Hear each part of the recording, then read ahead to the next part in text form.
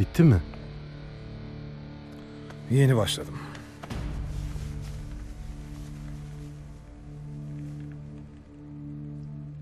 İki ayrı kutuptan sisteme yön veren Amon ve Ra hanedanlıkları, onlarla birlikte dünyayı yöneten büyük hanedanlıklar. Ayrıca her bölge için alınan kararları uygulayan hanedan uzantıları.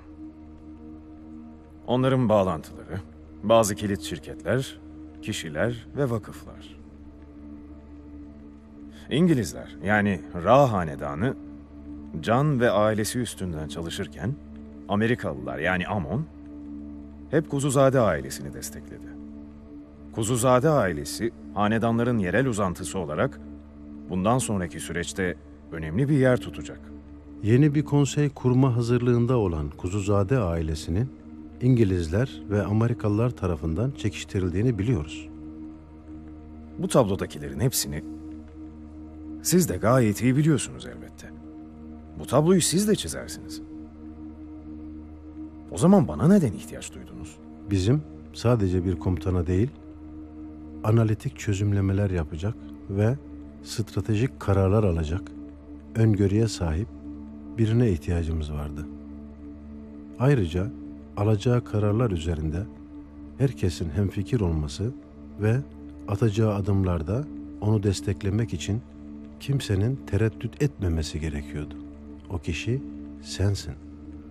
Bu kadar zamandır derlenip toplanmış bütün bilgilerin doğru analiz edilmesinden ve ocaklarda toplanan bütün gücün doğru hedefe yönlendirilmesinden bahsediyorsunuz. Evet. Gizli anlaşmalar, gizli toplantılar, bağlantılar, birbiriyle savaşır görünüp işbirliği yapan güçler, değişen hesaplar, stratejiler, aile içi ilişkiler, kan bağları, ihanetler, daha da fazlasını öğrendik, kayıt altına aldık. Ama bunların hepsini harmanlayıp çözecek biri olmadan hanedanlarla mücadeleye başlayamazdık. O yüzden seni bekledik. Bundan sonra ben hiçbir şey için beklemek istemiyorum. Geçmişten bugüne ışık tutacak ne varsa buradan çıkmadan hepsini görmeliyim.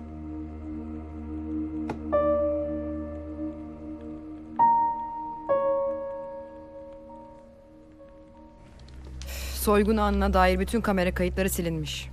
Olay polis raporlarına sadece sıradan bir banka soygunu olarak geçti. Fondaki paranın çalındığına dair ne bir rapor var ne de bir haber. Belli ki emniyet ulakları yine iş başında. Sagir bütün gün hem emniyeti hem bizi oyaladı. En son bankaya çok yakın bir yerde bomba ihbarı yapıp çevredeki bütün polisi de oraya topladı. Biriyle işbirliği yaptığı belli. Demek kendine yanlış ortak seçmiş. Bak kendisi keklik gibi yakalandı. Ortağı da kim bilir nerede.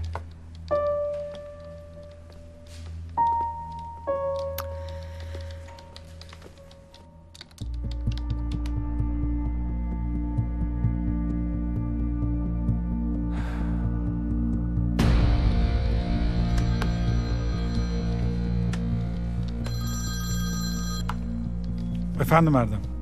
Banka kayıtlarında paranın bankadan resmi olarak imza karşılığı teslim alındığı görülüyor. Ne demek teslim alınmış? Paranın soygundan yarım saat önce teslim edildiğine dair belge düzenlenmiş. Yani paranın çalındığını artık ispat edemeyeceğiz.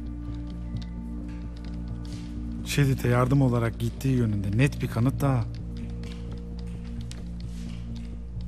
Bir an önce bankayla irtibata geçelim. Aynur'a, Alptekin'le beraber banka müdürünü bulun. Tamam Akif.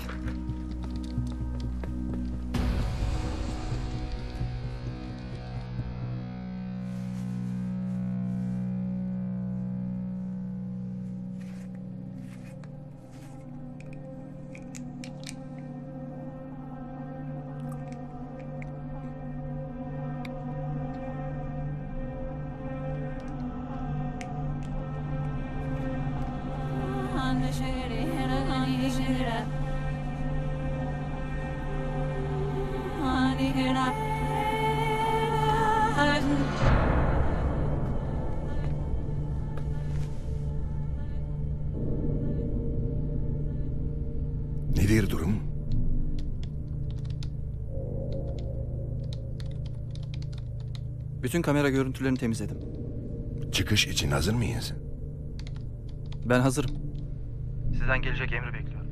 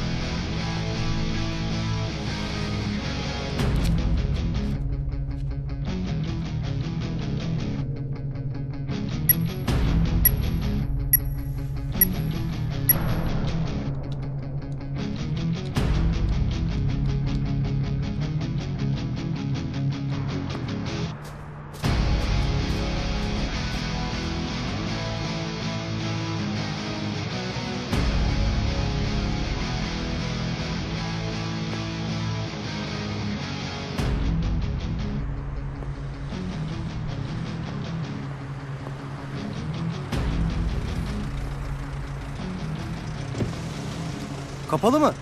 Çalışma var, kapalı. Bu saatte ne çalışması bu ya? Boru patlamış. Ya hep bizi bulur arkadaş bu işler.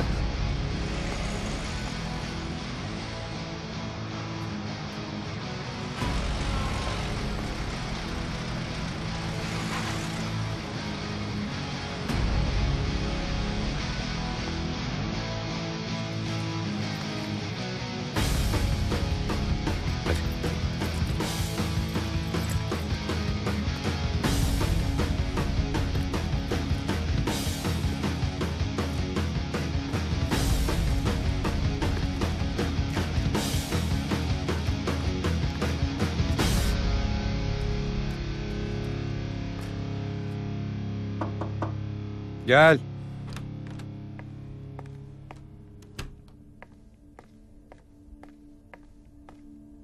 Her şey planladığınız gibi devam ediyor. Ama Andre henüz ortaya çıkmadı.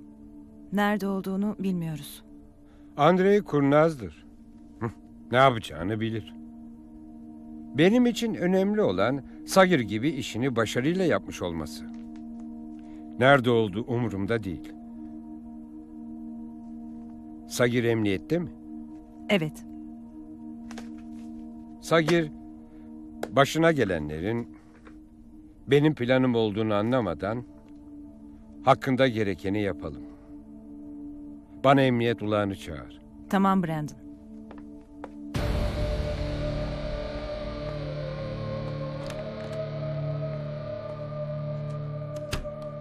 Türkiye'ye avlanacağız diye geldik. Kendimiz av olduk Sagir. Sus. Bu kafeste daha ne kadar tutacaklar bizi? Sus. Ben en başından daha bu işe girmeyelim dedim. Ben de sana sus dedim. Sus.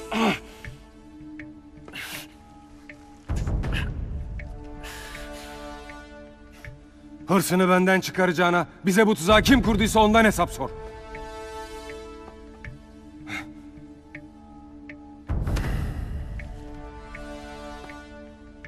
Buradan bir çıkalım.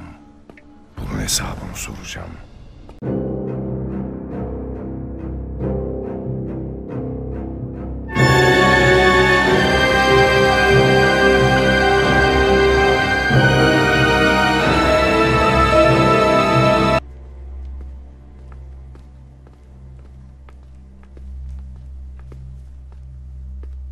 Sagir'den haber var mı? Arif'le konuştum. Araştırıyor. Bankanın müdürüne ulaşabildik mi? Aynuralar adamın evindeler.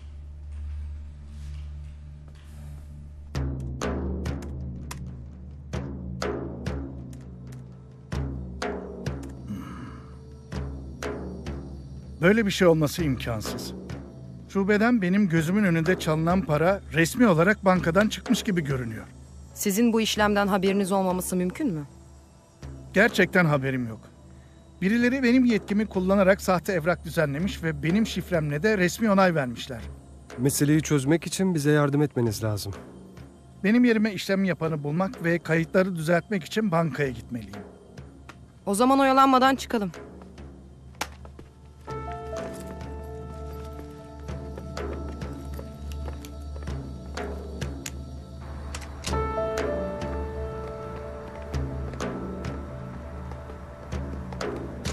Bir saniye.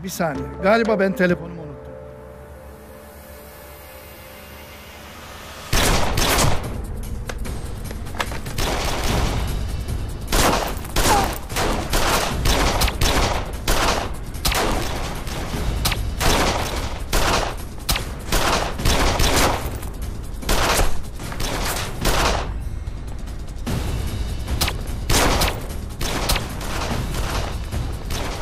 Takip et.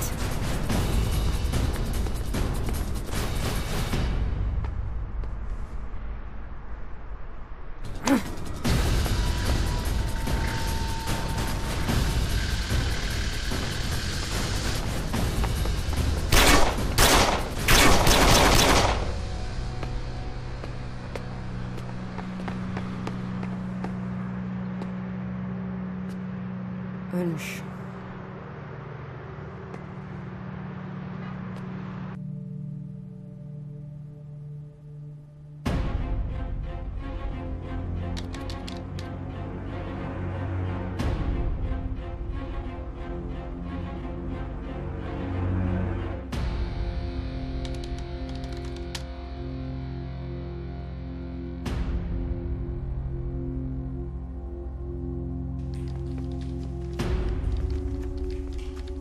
Banka müdürünü de konuşmasın diye öldürdüler. Evet Erdem. Akif, bunu duyman gerek. Bana iyi bir şey bulduğunu söyle Erdem. Bankanın şu anki kamera görüntülerine ulaştım. Genelde her şey normal görünüyor. Ama 3 kameranın görüntüleriyle oynanmış. Görüntüler tekrar ediyor. Bankada hala birileri var. Tamam Erdem. Sen görüntüleri bize aktar.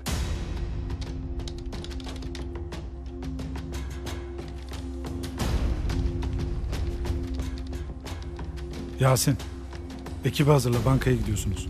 Anlaşıldı Akif. Görüntüleri aç hala.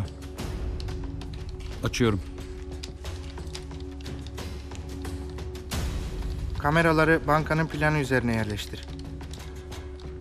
Tekrar eden görüntüler hangi kamerada?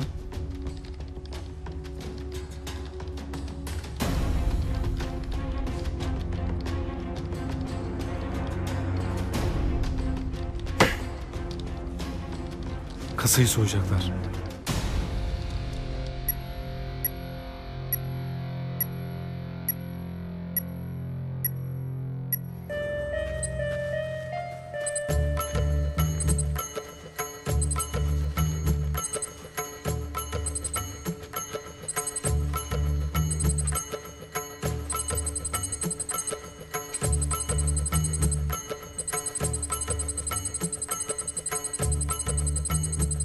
Burası.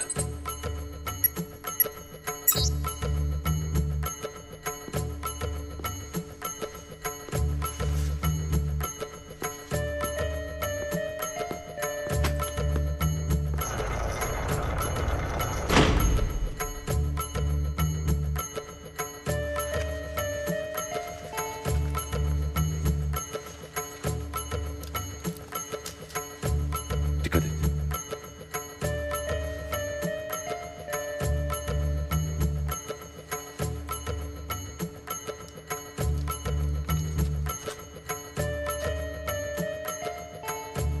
Tamam. Hadi.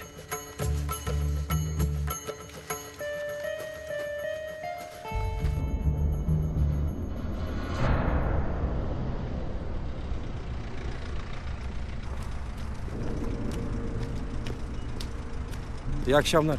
İyi akşamlar. Hayırdır? Ne oluyor burada? Çalışma var, boru patladı. Ne oluyor orada? Hemen görünmeyen bir yere çekin arabayı.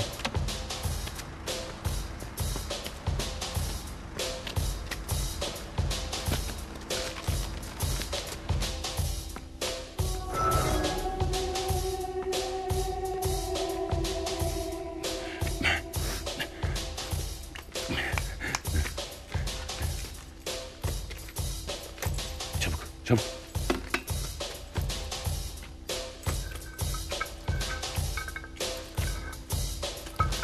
Doldur, doldur.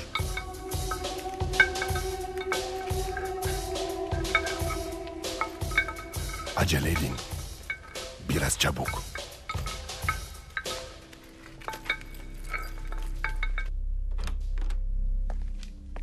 Beklediğiniz kişi geldi. Buyurun.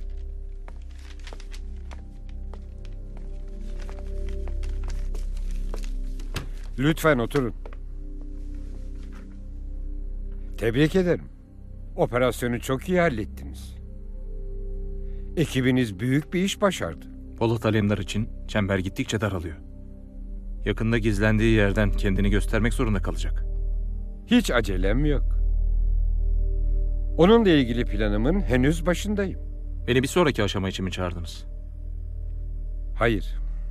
Seni Sagir için çağırdım.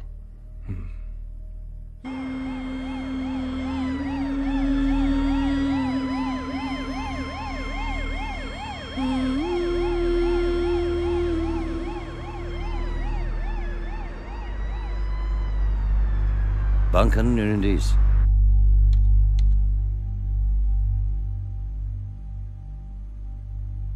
...13 ile 14. kamera görüntüleri sabitlendi. 1 dakikanız var. Hadi çıkıyoruz.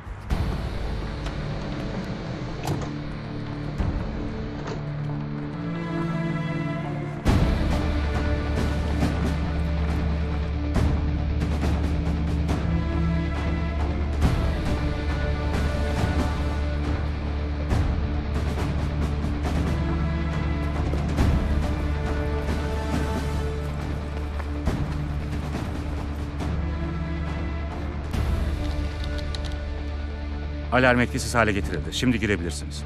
Anlaşıldı. Siz benimle geliyorsunuz. Kaç kişi olduklarını ve nasıl hazırlık yaptıklarını bilmiyoruz. Siz benimle irtibatta kalın. Hadi çıkıyoruz.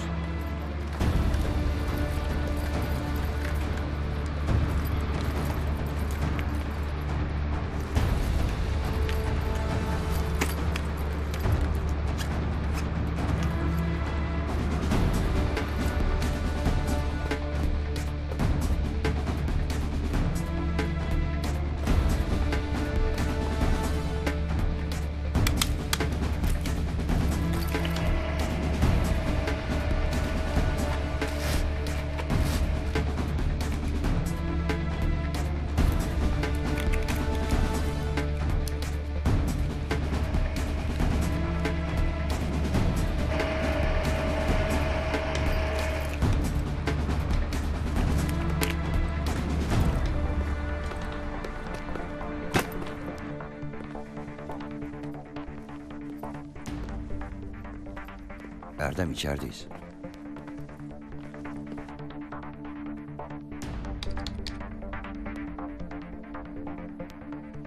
Aşağı ineceksiniz Yasin. Bodrum katta.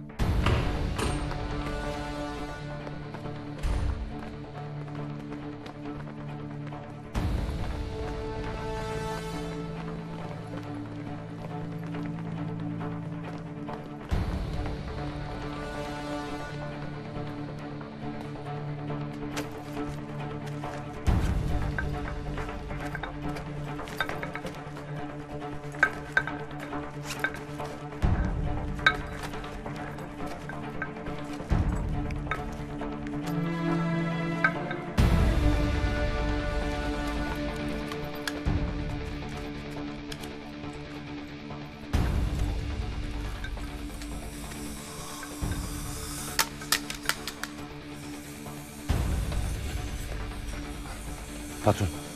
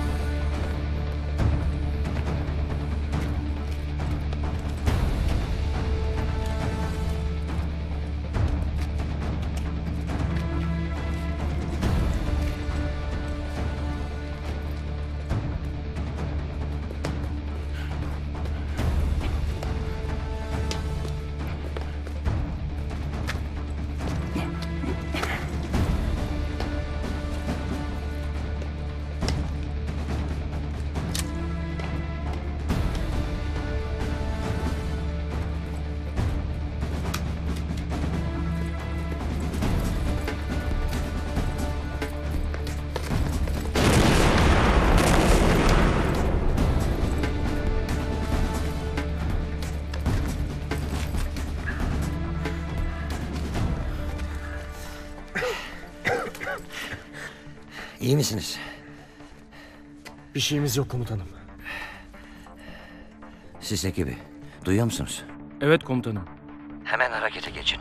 Bankanın çevre sokaklarından birindeler. Emredersiniz komutanım.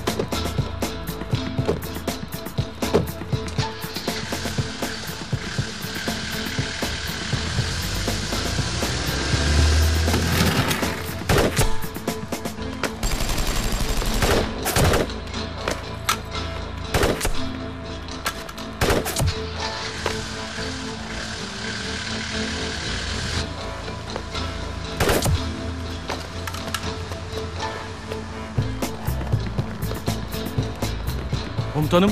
Dinliyorum. Siyah panelvan ana caddeye doğru hareket aldı. Sakın kaybetmeyin. Geliyoruz.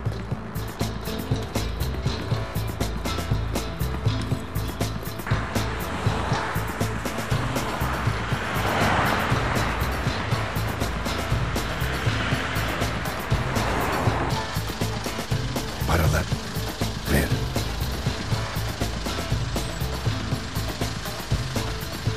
Para mı? Ver. Paralara bak.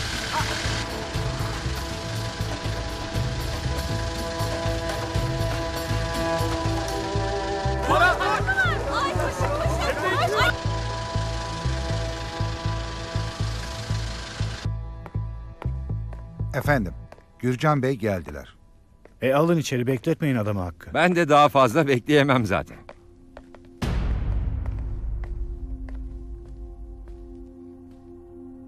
Hayırdır Gürcan Bey? Seni bu kadar acele ettiren konu nedir? Konu mu? Bütün camia seni konuşuyor. Ben de bu bileği herkesten önce benim sıkmam lazım dedim, geldim. Bir gün daha bekleyemedim. Evinde rahatsızlık verdim. Estağfurullah. Hoş geldin. Otur lütfen. Hakkı Bey.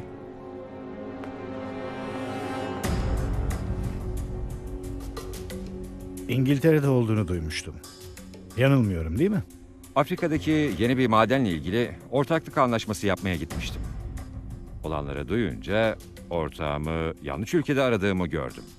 Eğer kabul edersen bütün gücümle ve varlığımla kuracağın konseyde olmak isterim.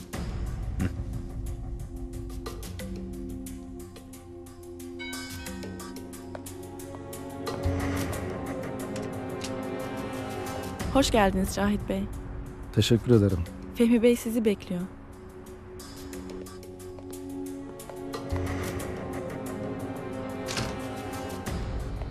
Ben müsaadenizi isteyeyim.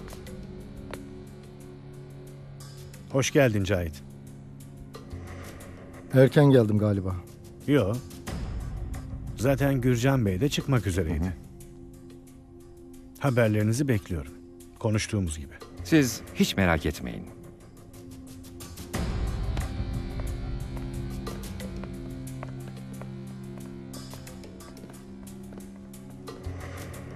Tekrar hoş geldin. Hoş bulduk.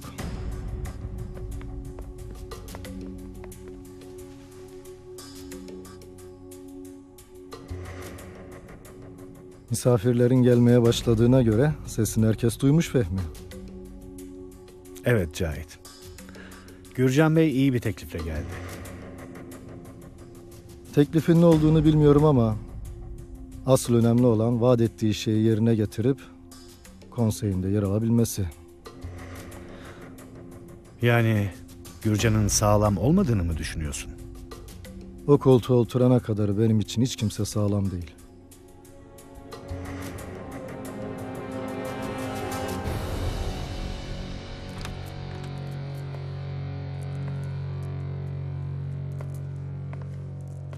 Pusat, davetsiz bir misafirimiz var. Kimmiş? Baltazar geliyor. Kalabalık mı? Kalabalık, ne yapalım? Misafirin her türlüsü başımızın üstünde Miran.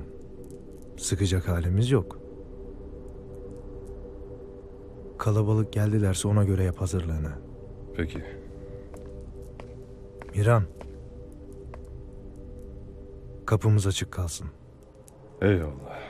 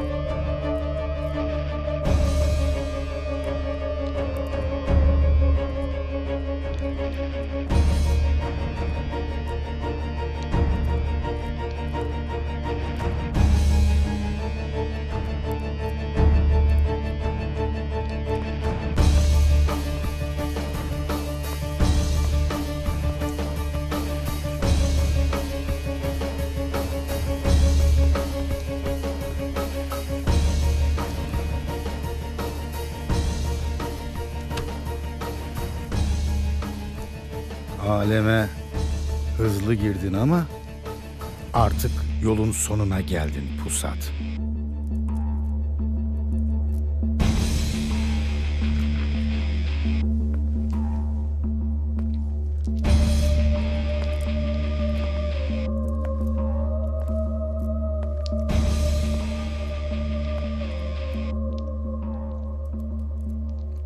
Sen yolun sonu diye yanlış yere gelmiş olmayasın Baltazar.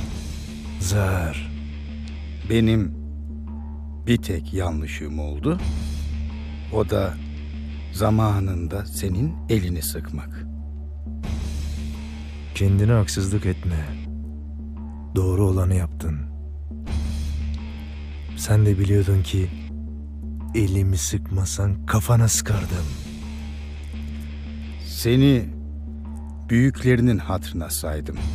Ama sen büyük, küçük bilmedin. Söz dinlemedin. Şimdi de haddini aştın, benim adamlarıma söz dinletmeye kalktın. Adamların dediğin sokaktaki zehir satan itlerse ya söz dinleyecekler ya da doyana kadar mermi yiyecekler.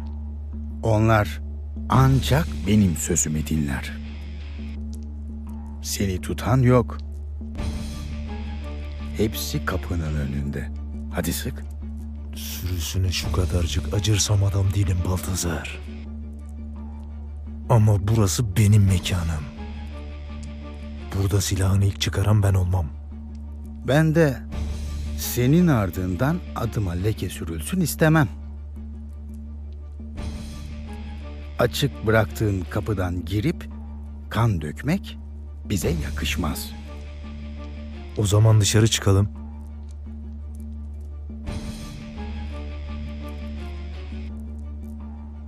Yarın gece ben dışarıda olacağım. Beklerim. Nerede? Beykoz'da.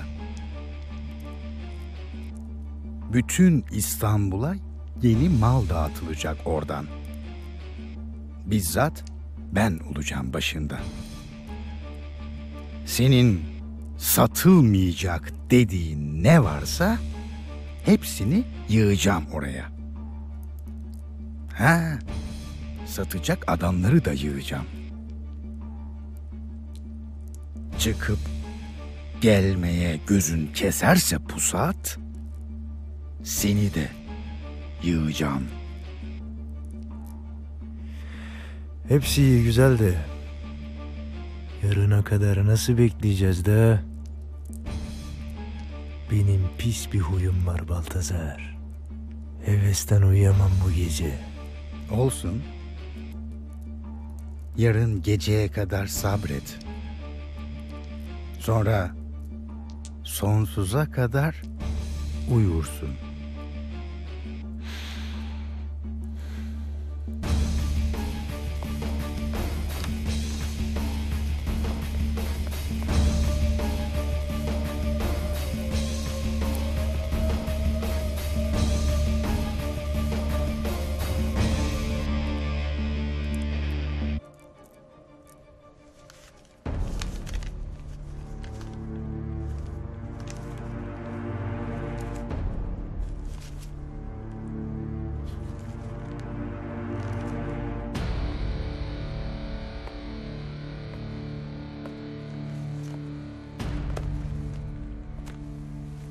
İstediğin görüşme kayıtlarını getirdim.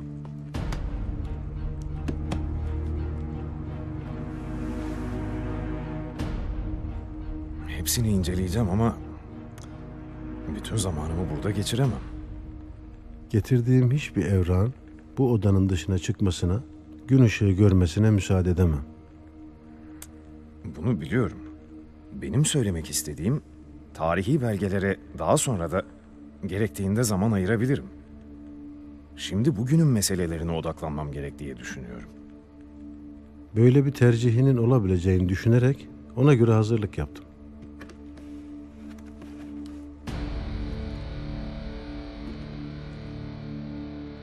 Balkanlar, Kafkasya, Afrika ve Orta Doğu'da son birkaç yılda elde ettiğimiz istihbarat bilgilerinin olduğu dosyaları da getirdim.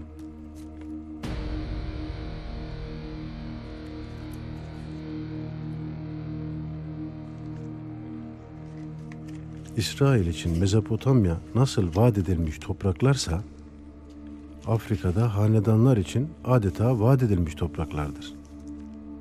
Petrol ve dünyanın en zengin elmas, altın ve kauçuk kaynakları orada. Bu yüzden kendilerinden başkasının oraya girmesini engelliyorlar. Peki bunu nasıl sağlıyorlar? Sürekli iç savaş çıkartıyorlar. Diktatörler yaratarak halkı birbirine kırdırıyorlar. Sürekli ölümcül salgın hastalıkların orada çıkması da tesadüf değil. Bunları yaparken bir yandan da yardım yapıyoruz görüntüsü altında. Aynı ülkelere sağlık ekipleri gönderiyorlar. Sağlık yardımı adı altında önce o insanların genetik şifrelerini alıyorlar. Sonra da onlara tehdit unsuru olan virüsler üretip salgın hastalıklar başlatıyorlar. Böylece hem kendileri dışında Afrika'ya yatırım yapılmasını engelliyorlar, hem de ilaç sanayine yeni pazarlar hazırlıyorlar. Önce zehri yayıp sonra panzehiri satıyorlar. Evet, ama oradaki insanlar, yerel halklar da bunun farkına vardılar. Karşılık vermeye başladılar.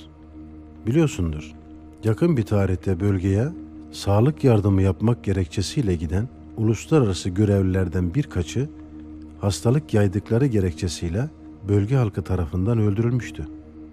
Biliyorum. O olayın ayrıntılarını ve oraya doktor kimliğiyle giden bazı vakıf temsilcilerinin hangi aile adına çalıştıklarını da o dosyada okuyacaksın.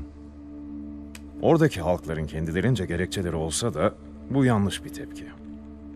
Orada sömürgecilerin planlarını bozacak başka hamleler yapılmalı. İnsanların uyanması sağlanmalı. Oradaki bütün ocaklar uyanış için bizi bekliyorlar Polat Alemdar. Harekete geçmek için Afrika'da, yer altında ve yer üstünde olan biten her şeyi bilmeliyiz. Afrika'nın sömürgeci hanedanlar tarafından dünyadan gizlenen gerçek yeraltı zenginliklerini nokta nokta anlatan haritalar o dosyada mevcut. Ayrıca neredeyse adı bile anılmayan o zengin maden yataklarını hangi hanedan şirketlerinin sömürdüğünü de öğreneceksin.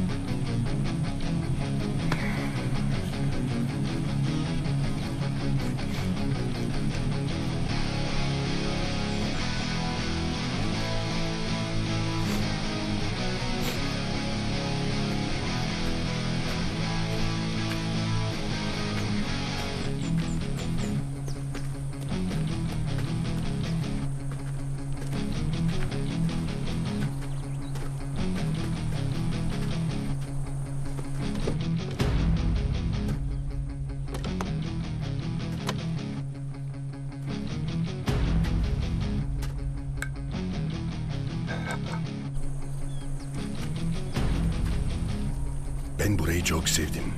Açık hava iyi geldi. Burada daha ne kadar bekleyeceğiz patron? Satın alacağımız mal hazır olana kadar. Peki patron. Git onu çağır.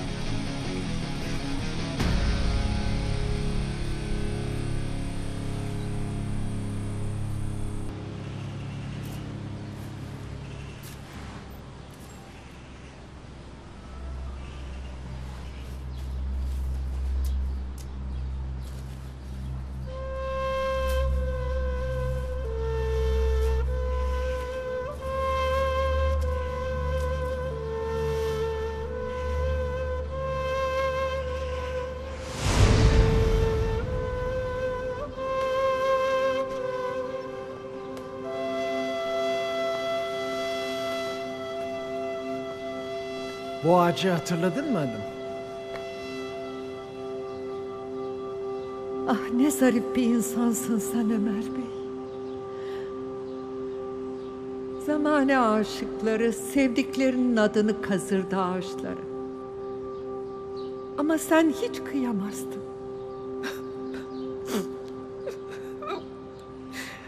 Ama ben ağlamayacağım diye söz verdim Ömer Bey. Aşk olsun. Daha ne olsun hanım? Ben kıyamazdım ağaçlara ama...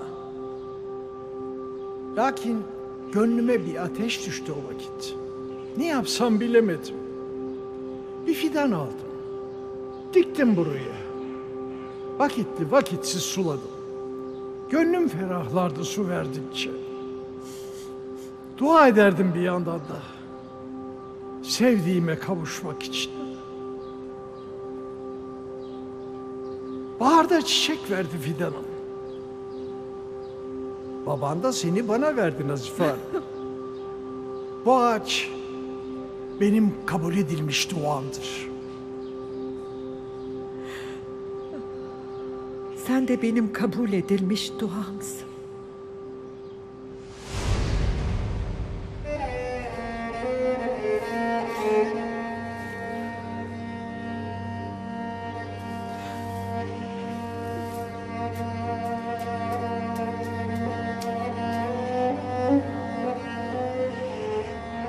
Madem anlaşmayı bozup beni ardında bıraktın, ben de tez zamanda sana kavuşmayı diliyorum.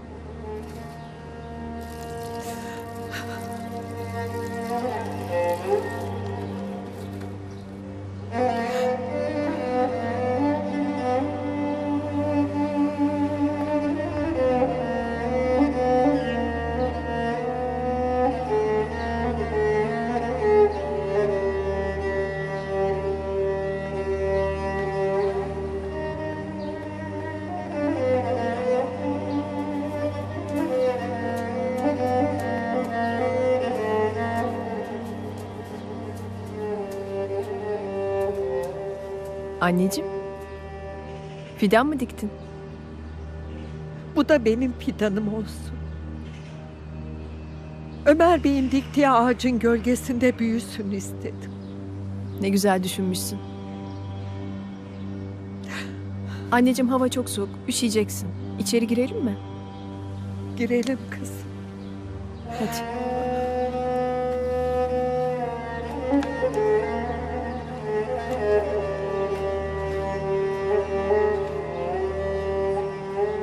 Gel anneciğim.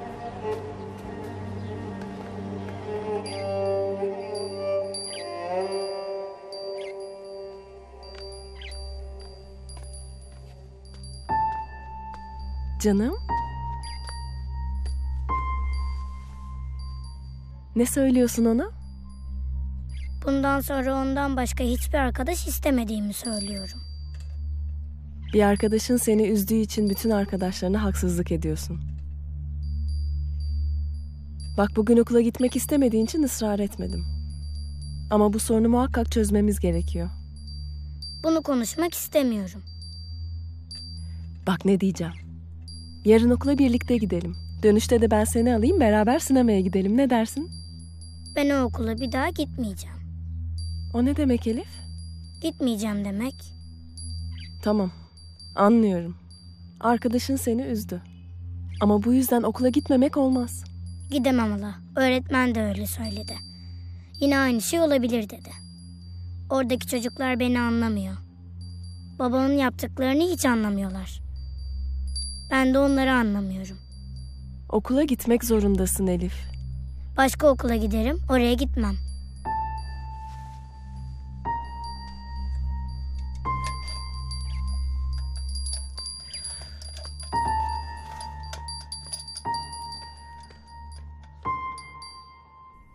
Bütün bu plan Andre'nin işi olamaz. Henüz biz bankaya nakil haberini verdiğimizde devreye giren bir üst akıl var burada. Evet. Biz başvuru yaptığımızda Sagir ve Andre üzerinden ortak bir operasyon planı yapılmış. Sagir'e verilen paraların ele geçirilmiş olması tesadüf değil. Bu defaki kumpas bize savunma imkanı tanımıyor Akif. Ellerinde Polat Alemdar'dan nakil için imzalı izin ve banka tarafından düzenlenen teslim alındı belgesi var. Paraların çalındığı bilinmiyor. Delillerin nerede tutulduğunu araştırıyoruz. Öğrenir öğrenmez harekete geçeceğiz. Senin Şedid'e gönderilmenle başlayan operasyon devam ediyor. Polat'la Şedid terörü arasında bir bağ kurmaya çalışılıyor. Bu para ve evrak, Uluslararası Ceza Mahkemesi'ne delil olarak sunulursa çok zor durumda kalırız. Sagir de bizimle aynı tuzağa düşürüldü. Onu ele geçirebilirsek, kendisine bu tuzağı kuranlar hakkında bilgi alabiliriz. Onu sağ ele geçirmek için elimizden geleni yapacağız.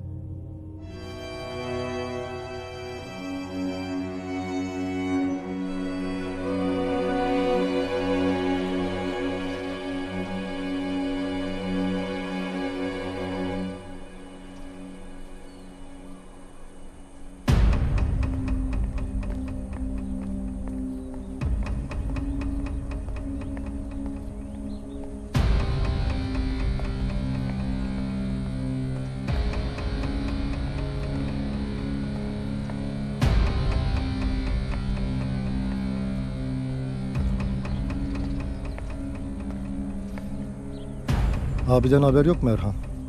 Yok maalesef. Henüz işi bitmedi demek. Peki bu dün akşamki haber nedir Erhan? Para Aksaçlı'nın emriyle heyet üyesine teslim edilmek üzere hazırlanmıştı. Ama bankadan çalındı.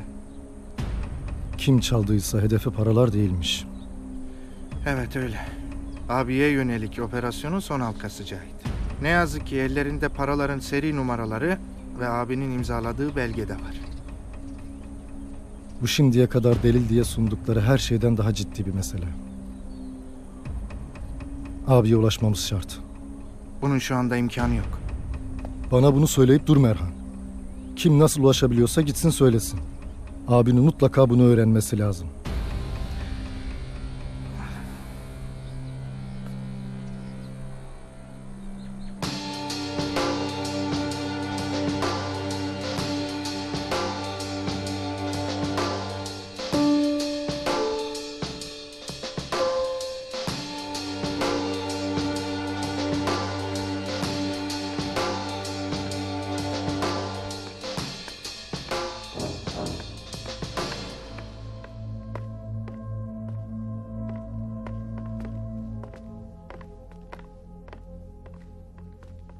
Polat Alemdar'ın Şedid'e para yardımı yapmasına ne diyorsun Mete?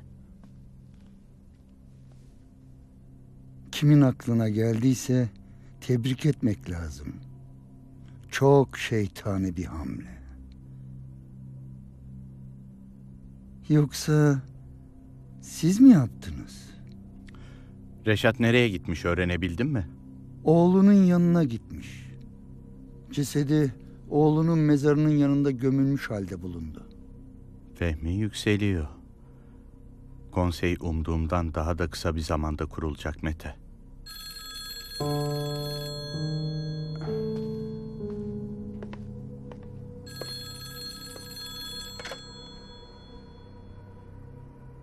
Dinliyorum.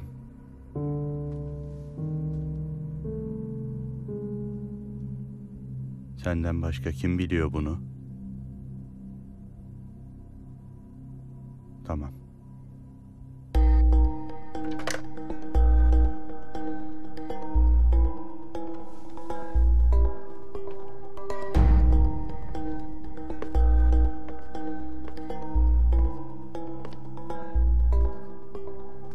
Madenci Gürcan'ı biliyor musun? Evet. Benim döndüğüm tarihlerde İngiltere'ye gittiğini duydum. Ben göndermiştim. Orada benim seçtiğim şirketlerle bir ortaklık yapacaktı. Ama tercihini değiştirmiş. Türkiye'ye dönmüş. Fehmi'ye mi gitmiş? Fehmi'ye gitmiş Mete. Gidebilir mi? Siz izin vermediyseniz gidemez Can Bey. O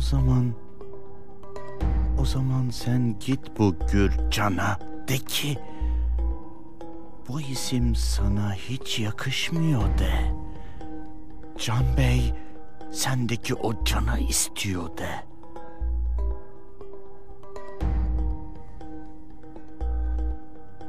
Siz nasıl isterseniz.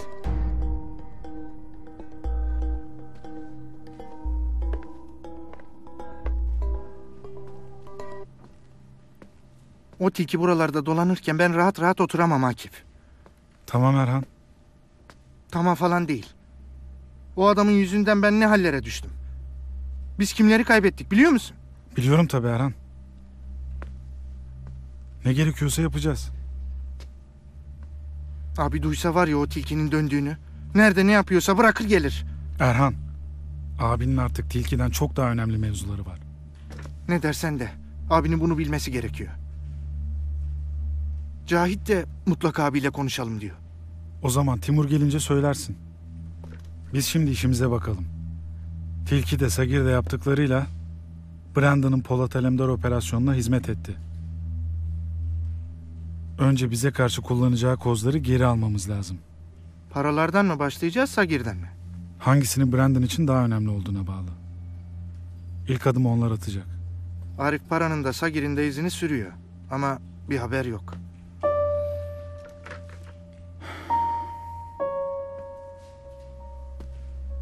Hüsnü Bey geldi.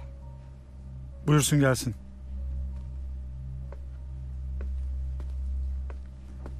Hoş geldiniz Hüsnü Bey. Hoş bulduk Erhan Bey. Lütfen şöyle buyurun. Siz acil görüşmek istediğinizi söyleyince mutlaka çok hayati bir konudur diye arkadaşlardan sizi getirmelerini istedik. Maalesef çok müşkül durumdayız. Nedir mesele? Polat Bey'le hastanenin bağlantısını tespite çalışıyorlar. Bir haftadır müfettişler nefes aldırmıyor.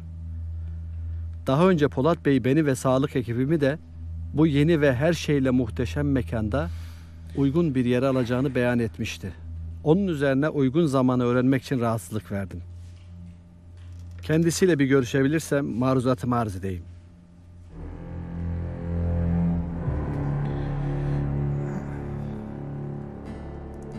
Bu iş bu gece bitecek Miran.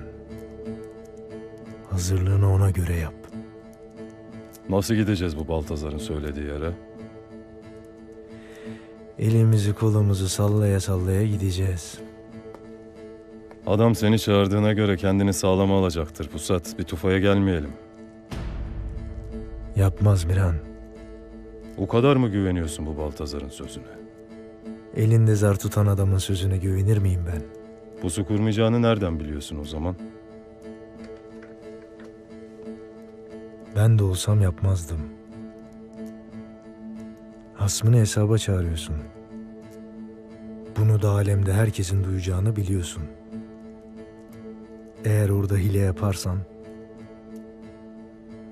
Yaşasan da ölüsün Miran.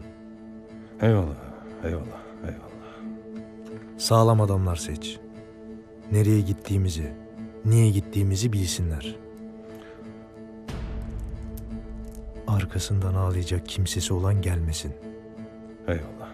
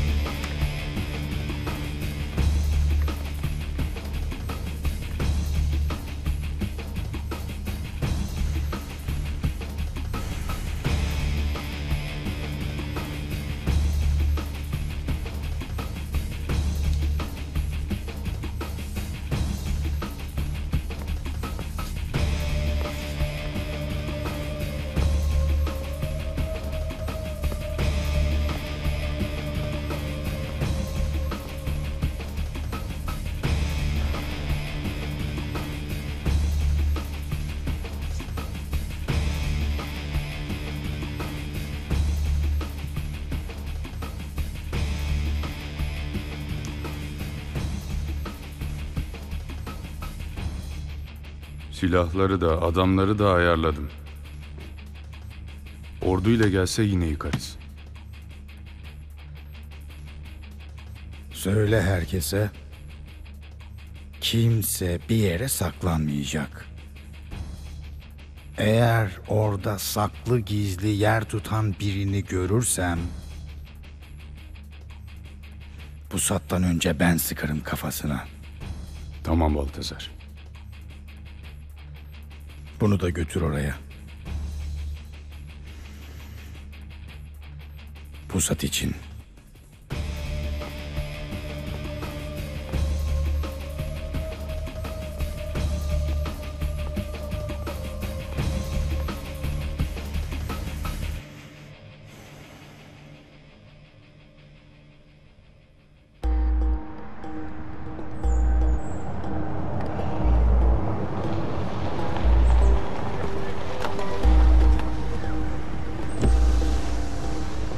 Buyurun Mete Bey, hoş geldiniz.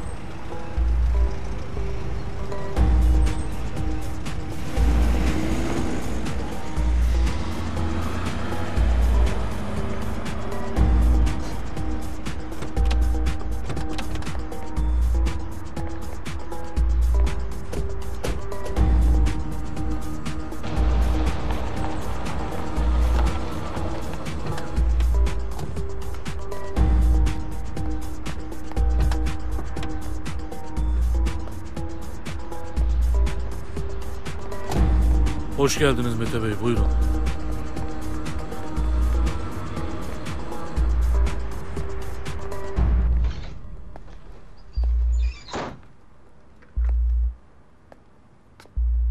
Sen buralara gelir miydin Mete? Eskiden gelmezdim. Ama bundan sonra daha sık geleceğim. Hayırdır? Benim işlere mi giriyorsun? Evet. Sen anlamazsın bu işlerden Mete. Doğru. Benim uzmanlık alanım başka. Ama çok iyi anlayan birini tanıyorum. Sen de tanırdın eskiden. Ama unutmuşsun galiba. Beni gönderdi. Kendisini hatırlatmam için. Kimden bahsediyorsun? Can Bey'den. Benim İngiltere'den anlaşma yapmadan dönmeme kızdı galiba. Ha? Ama yanlış anlamasın. Bana biraz daha zaman verirse halledeceğim. Biraz daha zaman verirse. Fehmi Bey'in konseyine girip kendini sağlama mı alacaksın? Hayır, nereden çıkardınız bunu? Ne konuştuysak o geçerli. Planda bir değişiklik yok. Plan değişti Gürcan Bey.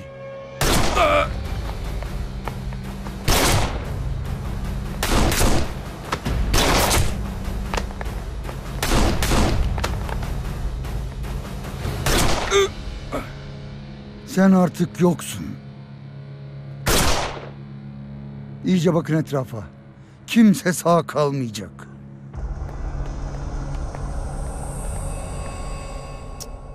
Benim yapabileceğim bir şey yok Erhan abi. Emri sen de biliyorsun. Sen bir sor diyorum Timur. Abiyle mutlaka görüşmemiz lazım. Çok ciddi meseleler var.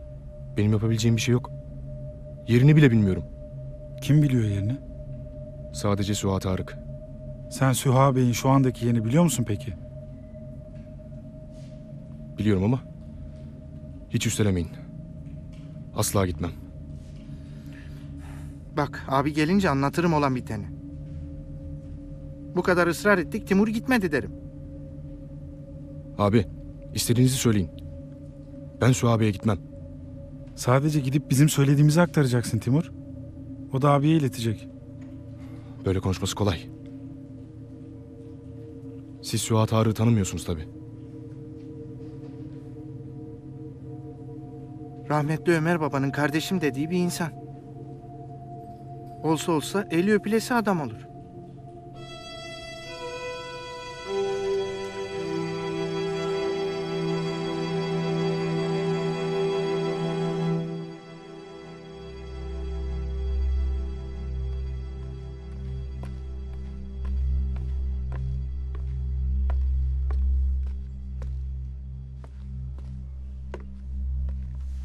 Ne durumda? İkna edebildin mi Elif'i? Hayır. Sinemayla kandırmaya çalıştım ama o da olmadı. Durum ciddi Leyla.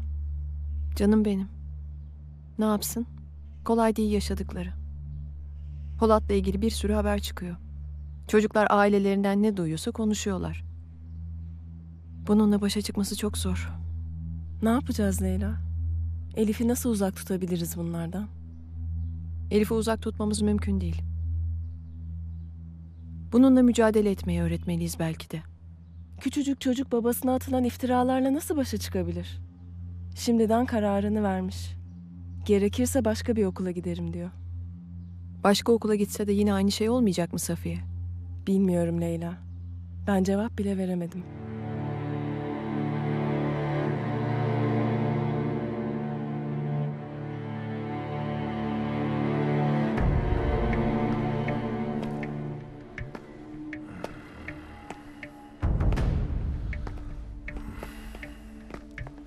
Bizi hala niye bekletiyorsunuz burada? Kim sorgulayacaksa sorgulasın. Anlatacaklarım var.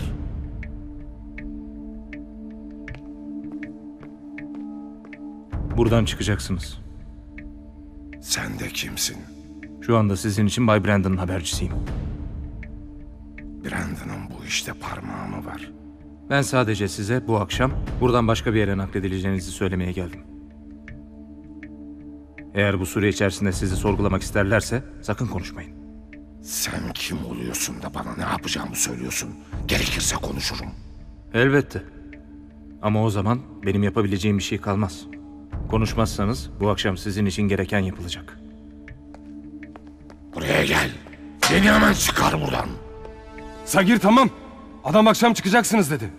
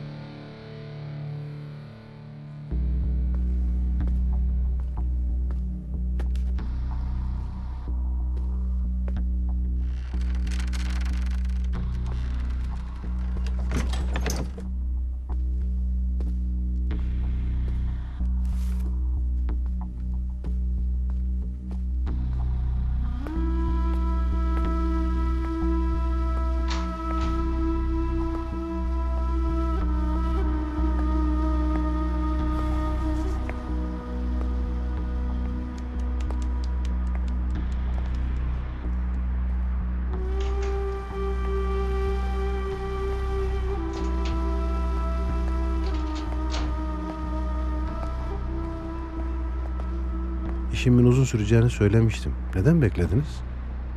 Ben de önemli olduğunu söylemiştim. Dinlemeyecek misiniz? Dinliyorum evladım. Benim acilen Polat Alemdar'la görüşmem lazım.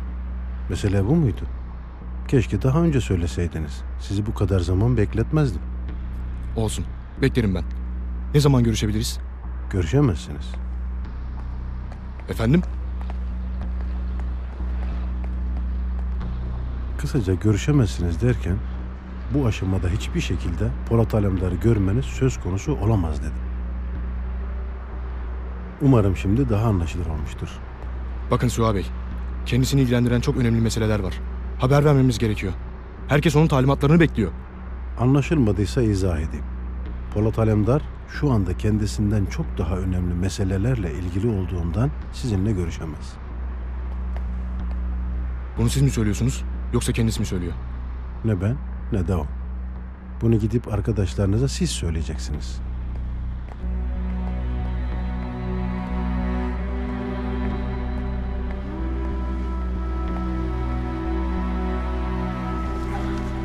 Fehmi Bey, Efendim Hakkı. Gürcan Bey. Ne olmuş Gürcan'a? Mekanında adamlarıyla birlikte öldürülmüş. Kim yapmış peki? Bilmiyoruz. Dün konseye girmek için bana gelen adam bugün infaz ediliyor, öyle mi? Bu bir tesadüf mü? Belki de bir tehdit altındaydı. Sizinle konuşmak için o kadar acele etmesinin sebebi bu olabilir. Belki de. Kim bilir? Ama eğer değilse...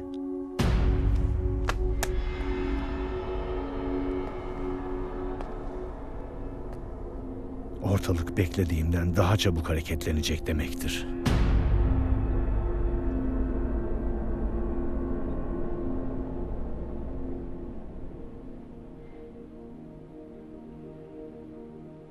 Bana biraz çocukluğunuzdan bahsedin. Mutlu bir çocukluk geçirdim. Yaşadığımız şehirde en saygın aile bizdik. Kimse bizden habersiz iş yapamazdı. Ne iş yapardınız? Babam çok çalışkandı. Her işi yapardı. Kumar, uyuşturucu, silah ticareti.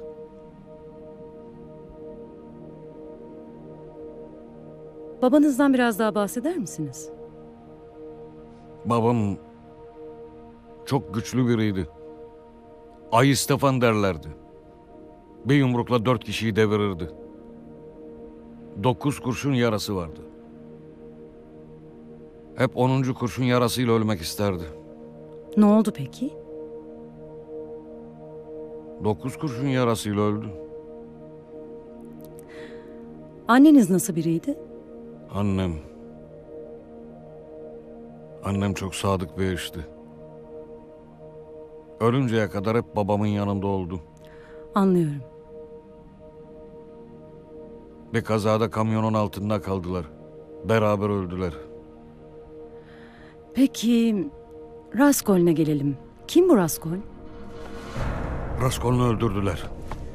Tamam, sakin olun. Benim Raskol'unu bulmam lazım. Anlıyorum. Bu yüzden buradasınız. Beraber bulacağız Raskoln'u. Tamam mı? Hadi devam edelim.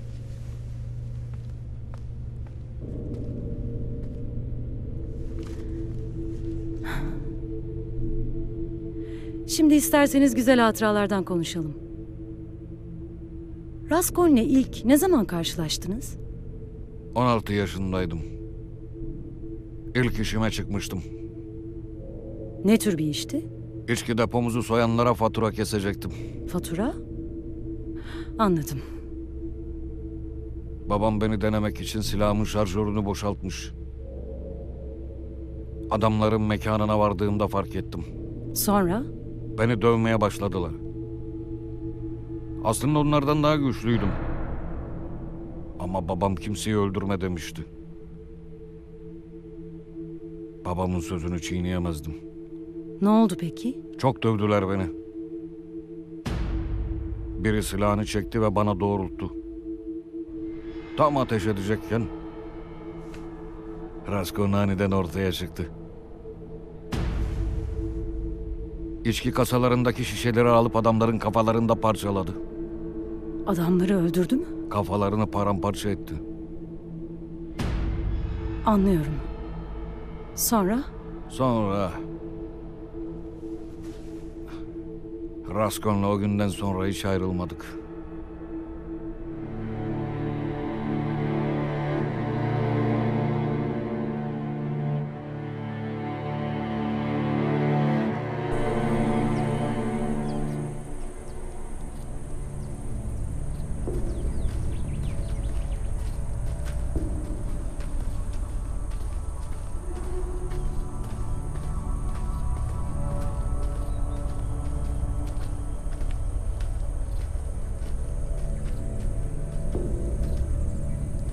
Hediyeni aldım. Teşekkür ederim.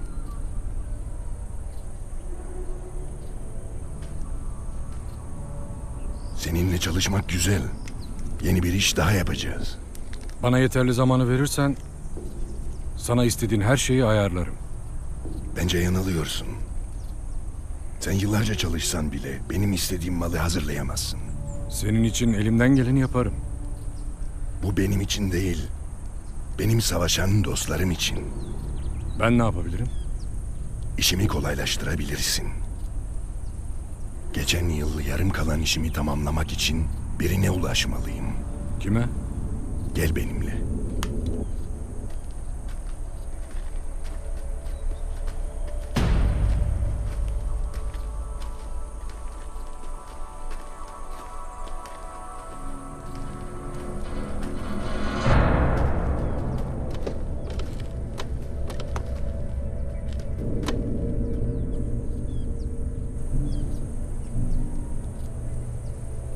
Bana bununla satın alabileceğim kadar silah satabilecek tek adam arıyorum. Bulabilir misin? Evet. Acele et. Seni burada bekleyeceğim. Tamam.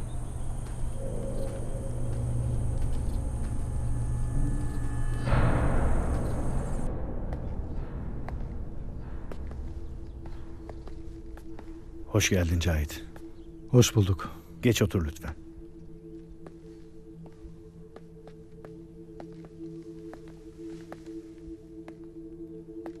Bir kez daha sen haklı çıktın Cahit. Gürcan o koltuğa oturacak kadar sağlam değilmiş. Öldürülmüş.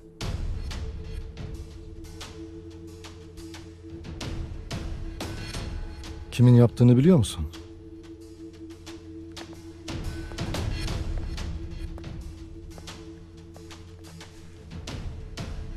Ben de seninle bunu konuşmak istedim.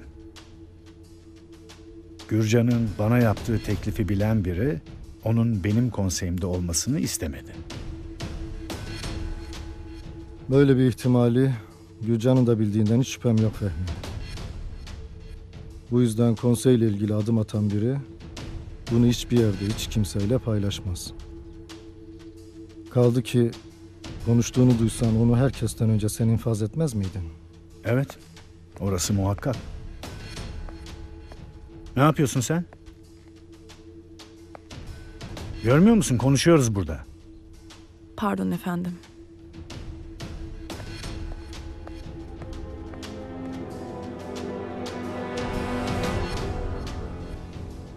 O adamın benimle konuştuğu günün ertesinde öldürülmesi bir tesadüf olamaz Cahit.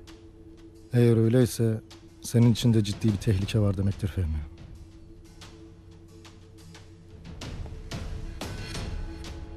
Bunu kesin olarak öğrenmemiz lazım.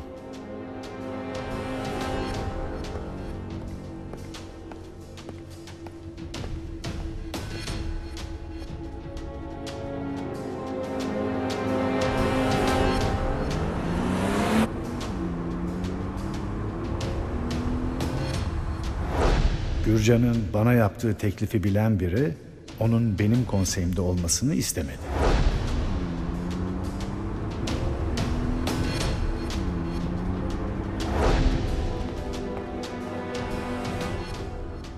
Hoş geldin Cahit.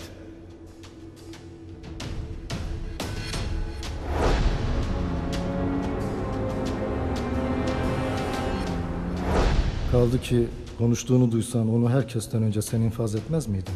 Evet, orası muhakkak. Ne yapıyorsun sen? Görmüyor musun? Konuşuyoruz burada. Pardon efendim.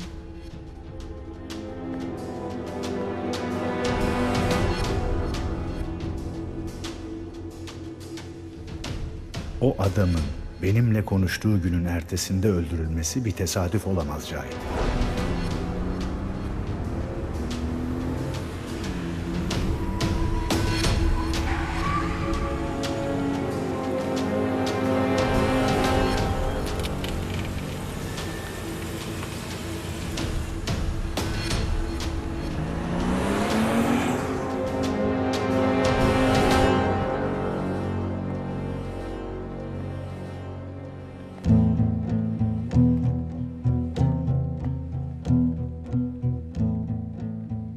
İncelediğim evrakların birinde hanedanların 100 yıl önce Kürdistan'ı kurmaya karar verdiklerini, sonra bunu o gün gerçekleştiremeyeceklerini anlayınca bugüne ertelediklerini okudum.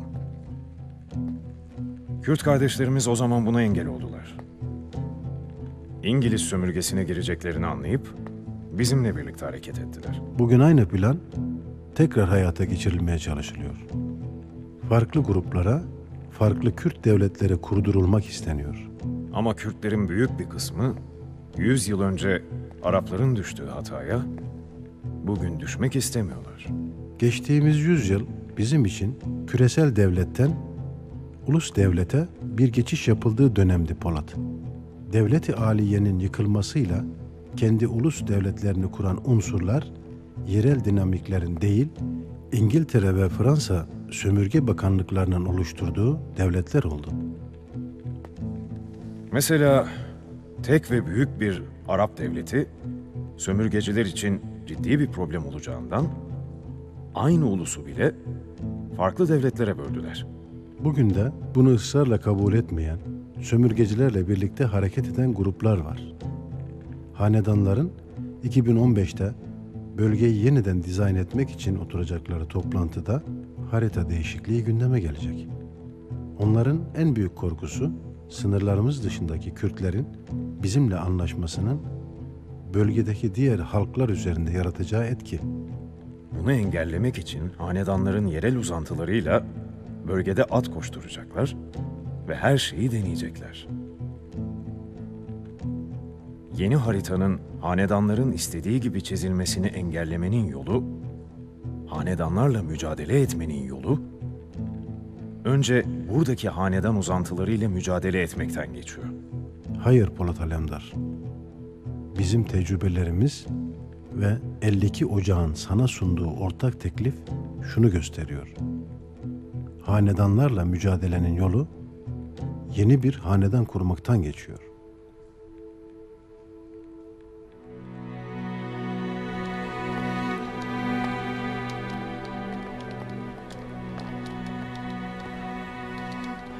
Emin misin? Eminim Arif abi. Adamın sorgusunu bile yaptırmadan nakledecekler. Peki işlemin nerede nasıl yapılacağını öğrenebilir miyiz? Uğraşıyoruz. Diğer mevzuyla ilgili ne öğrendin? Onu çok daha gizli tutuyorlar. Bu iş tahmin ettiğinden daha mühim bir mesele. Gözünü seveyim, yerini saatini öğren bana. Tamam abi. Sağ ol.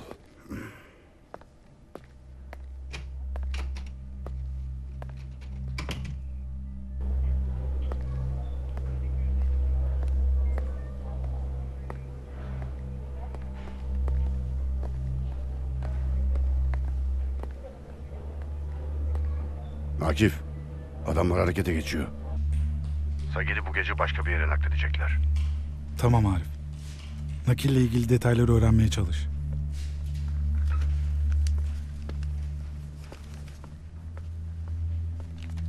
Sagir'i bu gece nakledecekler.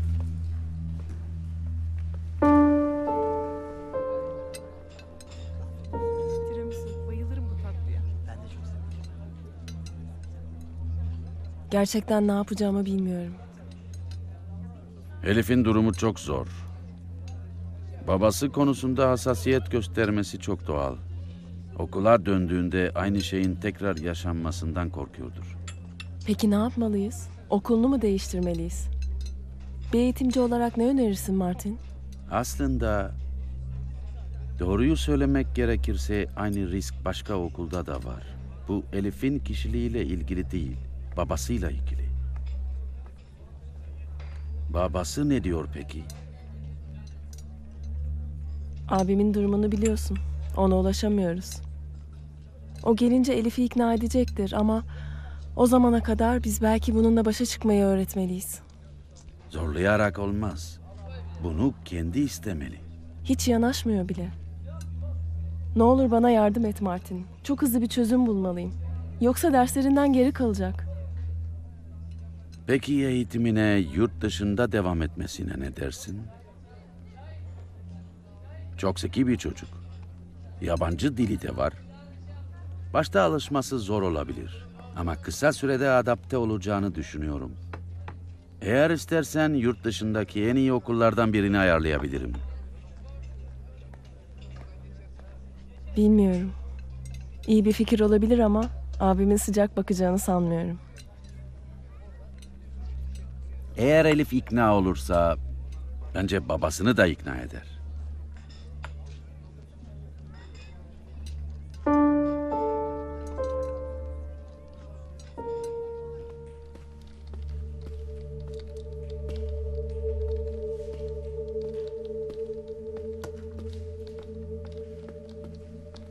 Arif'ten haber var. Nakil bilgilerine ulaşmış. Ben çıkıyorum. Sagir'le hesabı kapatma zamanı. Alptekin. Benimle gel.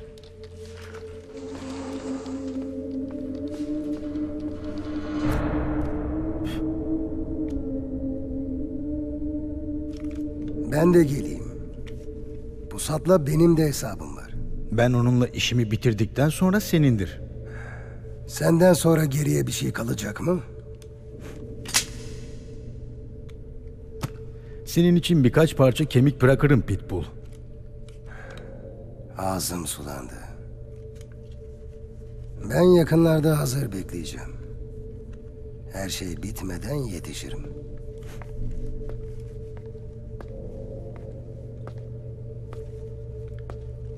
Seni bekliyoruz Baltazar.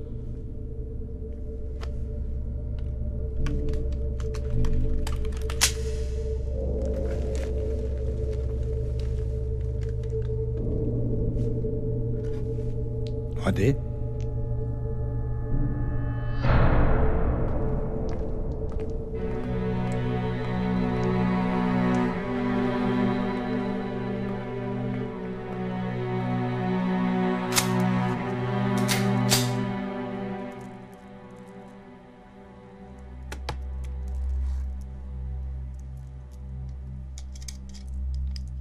Pusat'ım, Baltazar denilen adam sadece sana değil, bana da kurşun sıktı.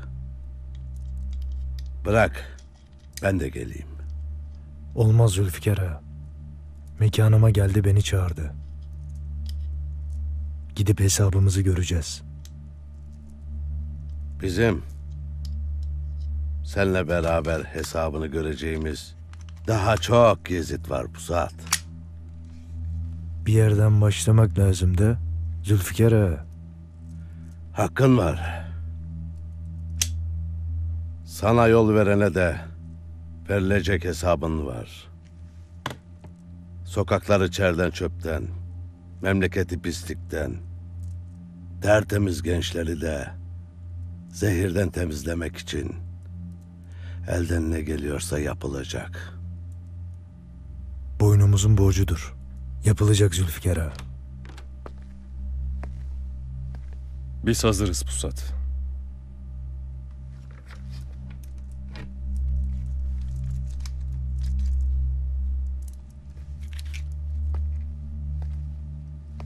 Ben dünden hazırım de.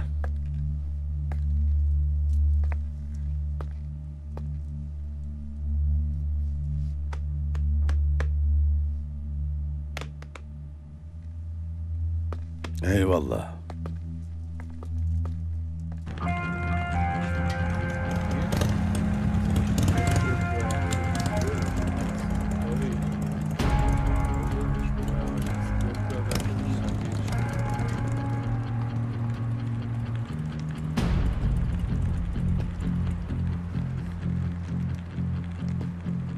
Buraya bakın. Hazırlanın. Pusat'ın işini bitirmeye gidiyoruz. Hızlı olacaksınız. Sert olacaksınız. Kurşun sıkıp intikam alacaksınız. Pusat bizi görecek ama bu son görüşü olacak. Ben yokum Pitbull. Ne dedin? Sen git intikamını kendin al. Ben yokum dedim. Peki, o zaman yok ol.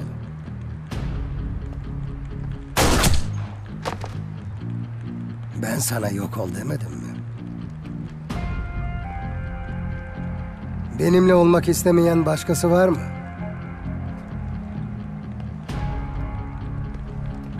Sen ne yaptığını sanıyorsun? İşimizi yapıyoruz misket. Önümüze çıkan engeli de temizleyeceğiz. Görmüyor musun? Burada kimse başkası için canı tehlikeye atmak istemiyor. Başkası için değil. Pusat bizim arkadaşlarımızı öldürdü. O arkadaşlarımız da başkası için öldü. Baltazar bizim ortağımız. Baltazar senin ortağın. Burada kimse onunla yaptığın planları bilmiyor. Ne kadar para aldın, daha ne kadar alacaksın bilmiyor. Sen ne dediğini sanıyorsun? Aldığım her şeyi paylaşıyorum sizinle. Hepsi buysa bana yetmez. Buradaki kimsenin hayatı da bu kadar ucuz değil.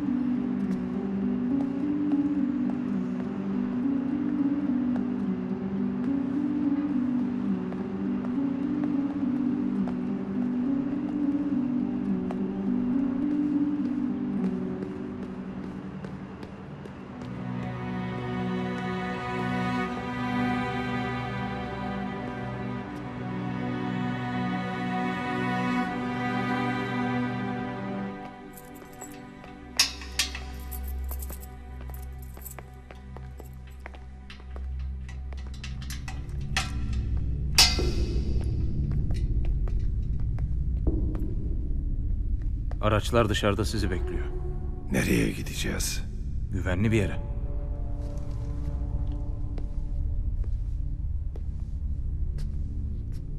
Kim götürecek bizi? Benim arkadaşlarım.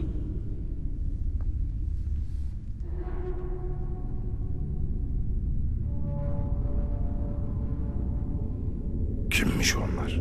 Gideceğiniz yere ulaşana kadar sizin arkadaşlarınız olacak. Benim arkadaşım yoktur. Şimdiden söyle, dikkatli olsunlar. Size de şimdiden söyleyeyim. Buradan çıkıp araca binene kadar siz de dikkatli olun. Kontrol bizde olmayacak.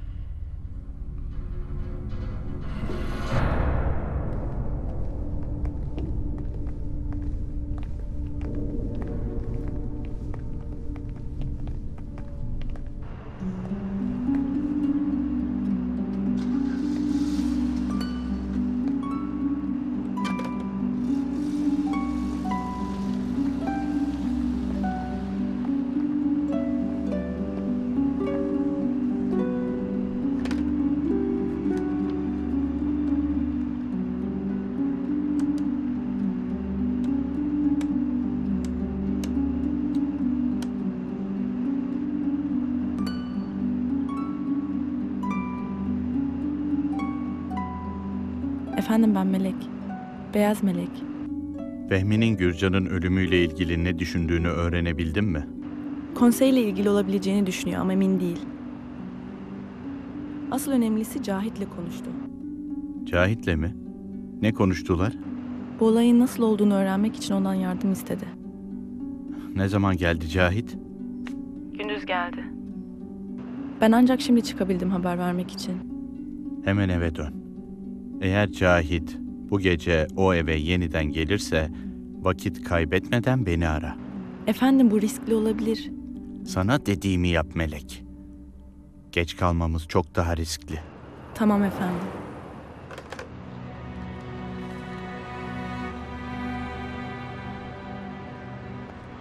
Konuştuğu numarayı tespit edebildiniz mi? Evet.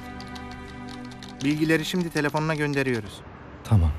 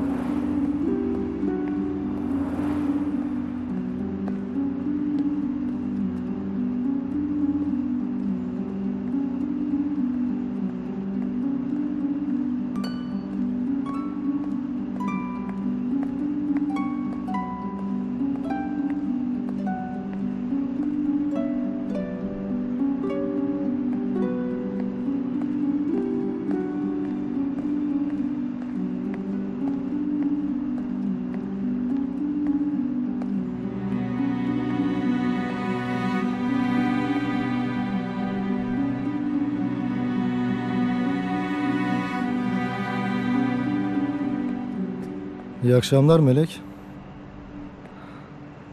Yoksa beyaz melek mi demeliydim?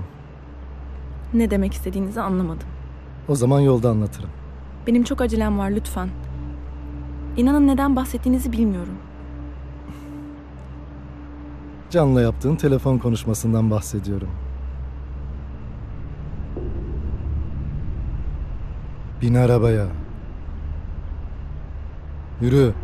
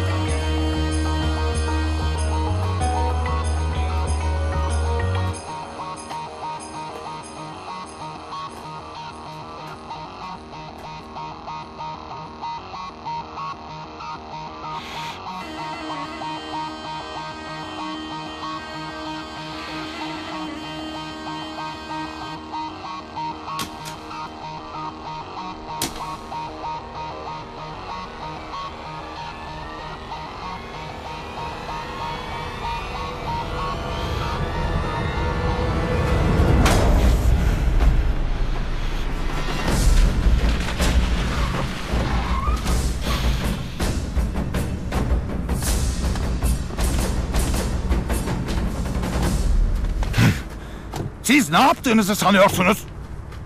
Biz sizi ikiniz aynı masaya oturtmadık mı? Ortaklığı bozdu. Ne iş yapsam önüme çıktı.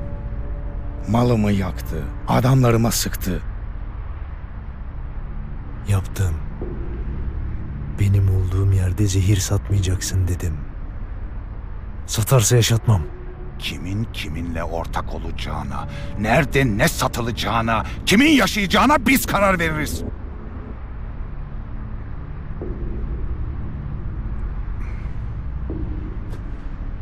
Konsey kuruluyor. Bundan sonra bizden habersiz kimse kimseye kurşun sıkmayacak.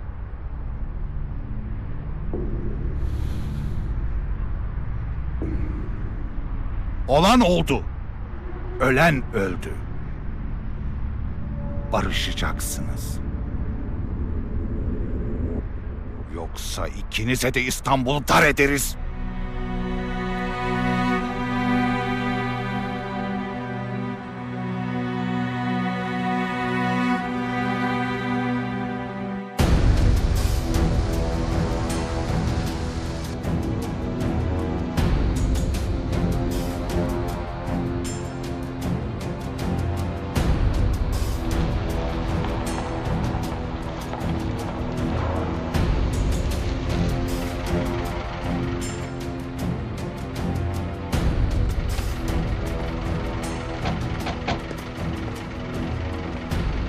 Ne yapıyorsunuz? Niye durdurdunuz? Buradan sonrasına biz bakacağız. Olur mu öyle şey? Olur olur. İn. İn aşağı, in aşağı. İn, in, in. İn aşağı, in aşağı. Ellerini yukarı. Dön, dön, dön, dön. Sakın kıpırdama.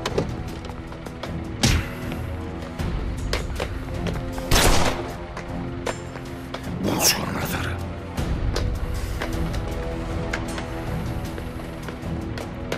Aç, aç. Çabuk.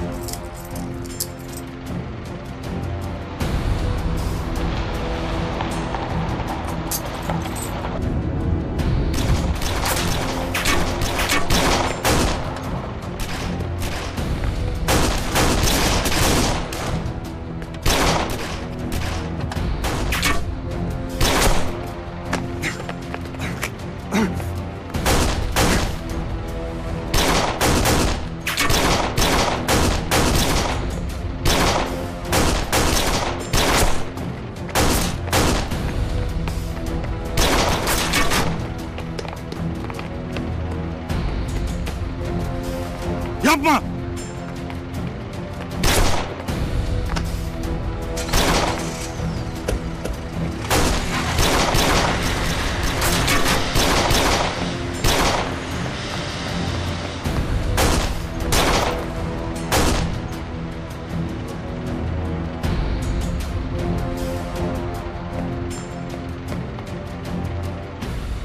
Tamam. Merak etme, iyileşeceksin. Alptekin!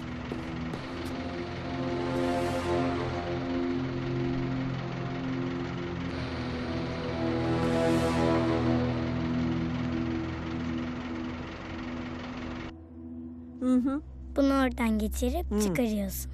Anladım.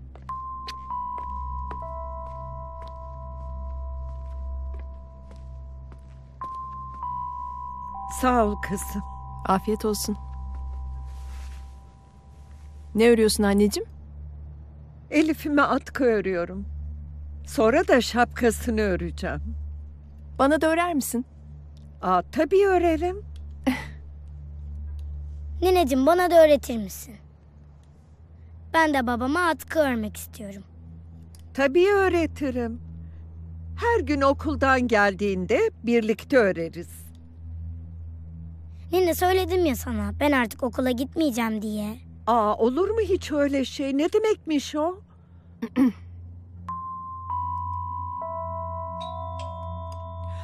Ben bakarım.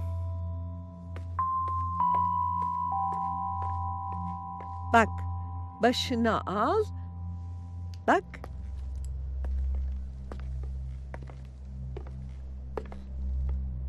Martin hoş geldin. Hoş geldiniz. Buyur.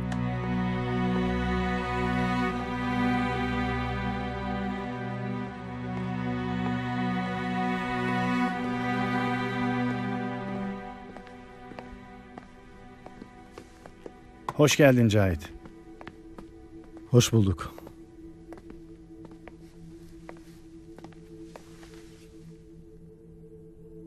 Haklı çıktın Fehmi.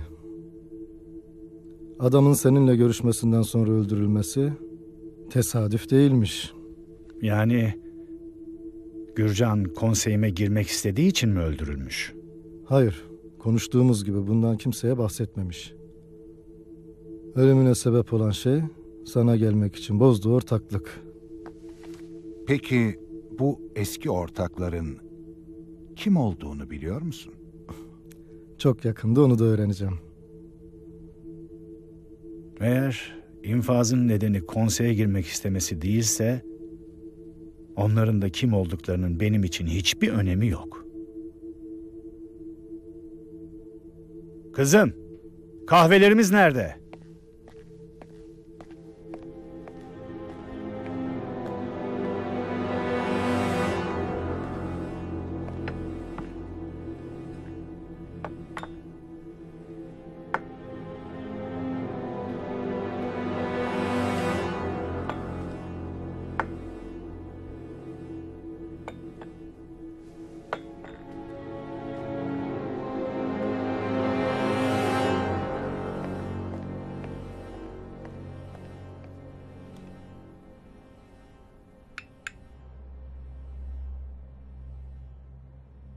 Bak Elif, bu okul her yıl sonunda tiyatro festivali yapıyor.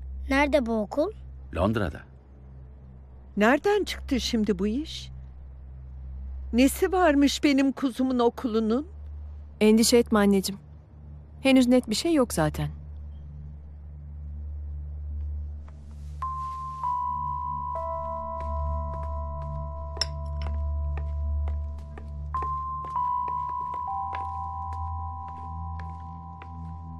Safiye, ne yapmaya çalışıyorsun? Abine sormadan nasıl böyle bir şey düşünebilirsin? Sakin ol Leyla. Makul bir çözüm bulmaya çalışıyorum. Belki abimi ikna edebiliriz. Hiç sanmıyorum. Ben odama geçiyorum kızım. Misafirimize ayıp olmaz değil mi? Hiç ayıp olmaz anneciğim. Siz merak etmeyin. İyi geceler. İyi geceler. İyi geceler. Sen çok zeki ve özel bir çocuksun. Eğer gitmeyi kabul edersen, orada da çok başarılı olacağına eminim. Senin orada yeni arkadaşların olacak. Burada yaşadığın sorunları orada yaşamayacaksın. İstediğin zaman da aileni ziyaret için gelebilirsin. Ne dersin Elif?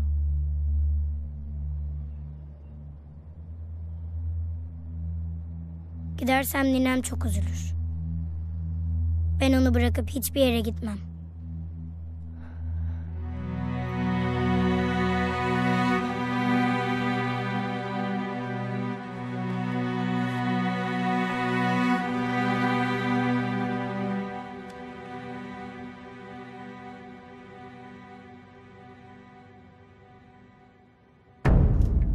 Bunların hepsi planın bir parçasıydı Sagir. Ben senin planlarının bir parçası değilim. Bana tuzak kurdun. Ama sonra da kurtardım. Bu benim için bir açıklama değil. Bana en baştan anlatmalıydın. Ben seni çok iyi tanıyorum. Böyle bir şey söylesem asla kabul etmezdin. Bunu şimdi kabulleneceğimi nereden çıkardın? Biraz sakin olup düşünürsen, ortak düşmanımız Polat Alemdar'a nasıl büyük bir darbe vurduğumuzu sen de göreceksin.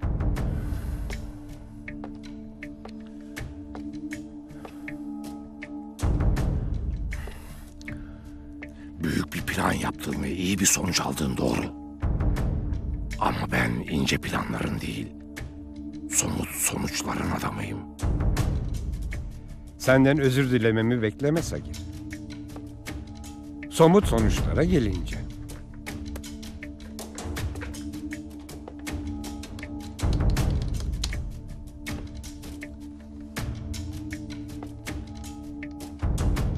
Sana vaat ettiğim parayı fazlasıyla hesabına aktardım.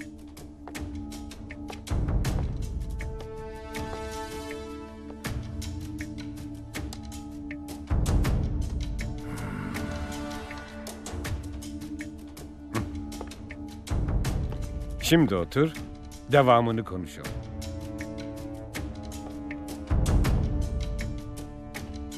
Eğer bana yeni bir plan anlatacaksan, bu sefer önce sonunu söyleyeceksin. Bu sefer sonu sen belirleyeceksin. Otur.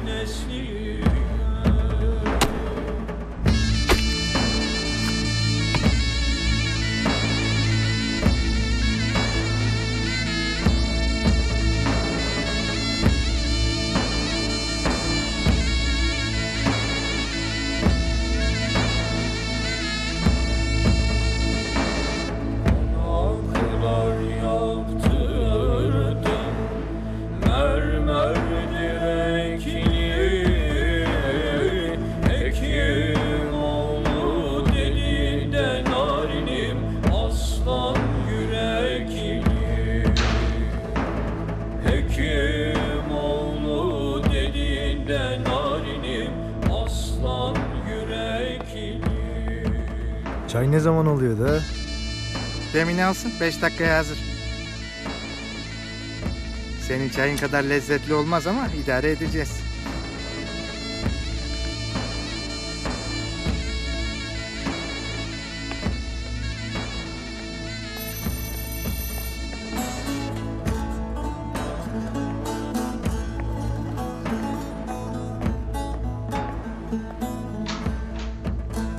Nerede kaldın Cahit? Öldük açlıktan. Bu dağ başında dükkan mı var Erhan? Ben ellerimi yıkayayım.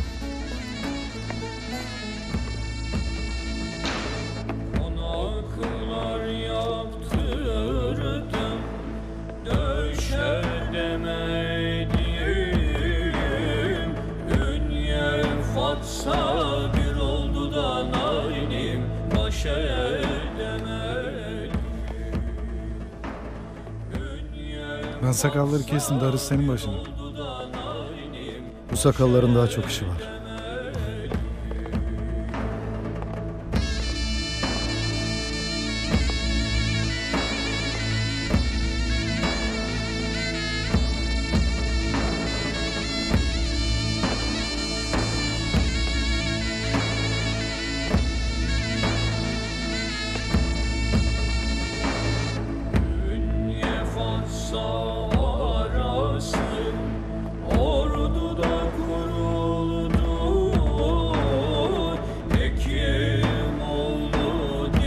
Pusat.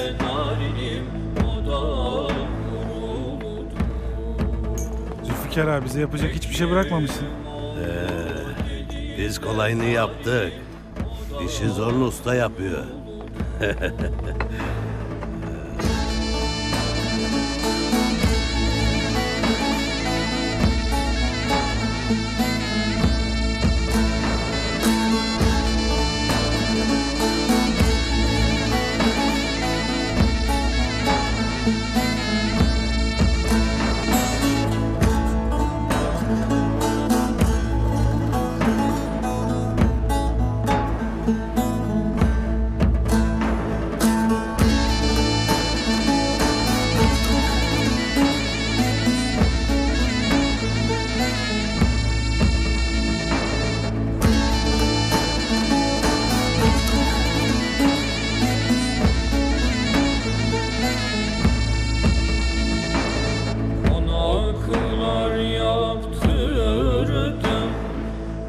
düşer.